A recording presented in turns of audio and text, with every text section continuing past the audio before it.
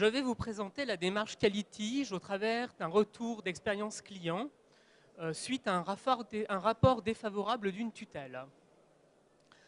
Quel était le client? Il s'agissait d'un petit établissement du secteur sanitaire et social de 120 lits et de 80 salariés équivalents temps plein. La direction était satisfaite de la qualité et de ses indicateurs choisis pour la suivre. Elle était satisfaite du nombre de clients. Elle était satisfaite d'un budget à l'équilibre, lui donnant un sentiment d'intouchabilité. Elle regardait en quelque sorte le tableau des scores pour jouer au tennis. Or, il y a eu un contrôle inopiné de la tutelle suite à des réclamations. Et la tutelle a produit un rapport de 37 pages à charge. La direction s'est trouvée désemparée. Ce rapport contenait un certain nombre de choses en termes de critiques pour l'entreprise et son management. Il y avait des témoignages à charge de maltraitance, on était dans le secteur sanitaire et social. Il y avait des reproches sur le cadre de santé n'ayant pas, soi-disant, le diplôme requis. Et puis, il y avait un fort turnover de personnel. Donc, la direction a demandé une aide pour répondre. Et c'est là que la démarche Qualitige est intervenue pour une étude approfondie du rapport et du contexte normatif et sociologique pour défendre l'entreprise et son management et contre-attaquer. Alors, quelles ont été finalement les suggestions qui ont été faites au management pour répondre? Eh bien, ça a été de relever que pour les témoignages à charge de maltraitance, plusieurs médecins éminents en France ont noté que les familles ont tendance à culpabiliser et à reprocher sur les soignants leur propre faute de mettre en institution. Donc, les témoignages, la tutelle aurait dû, par objectivité, prendre en considération ce type de culpabilisation des familles parfaitement connue. S'agissant du cadre de santé qui n'avait pas le diplôme requis, eh bien, il a été trouvé dans la convention collective qu'il n'y avait pas de diplôme obligatoire, contrairement au secteur public. Donc, la remarque de la tutelle était sans objet.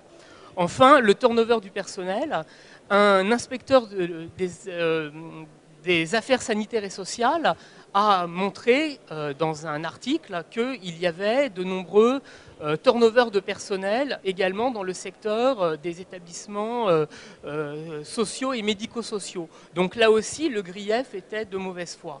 Donc, ces propositions ont été retournées en quelque sorte à la tutelle et en même temps, le management a évolué.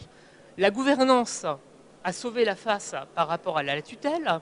Elle a même évolué positivement dans la limite de son pouvoir de direction. On a fait réduire le turnover et l'absentéisme. On a mis en place une formation innovante de simulateurs de vieillesse pour tous les personnels qui a permis aux personnes travaillant dans l'établissement de ressentir ce qu'était le patient âgé. Par exemple, des choses toutes bêtes comme quand on a problème de vue avec des MLA ou des problèmes de motricité, à trouver la sonnette pour appeler la soignante, c'est pas évident. Donc le personnel a pris conscience de tout ça. Et puis le directeur et son adjoint ont eu une opportunité professionnelle. Le directeur est devenu directeur général ailleurs et l'adjoint de direction, il est devenu directeur ailleurs. Il y a eu un nouveau président qui est arrivé. J'ai fait une offre de service ayant identifié un certain nombre de problèmes qu'il pouvait y avoir avec le nouveau délégataire. Cette offre a été rejetée et quelques mois plus tard, ce qui est arrivé, c'est 200 000 € de déficit reconnu devant les salariés en comité d'entreprise, 1 million de risques reconnus devant les tribunaux avec les salariés, les prud'hommes en l'occurrence.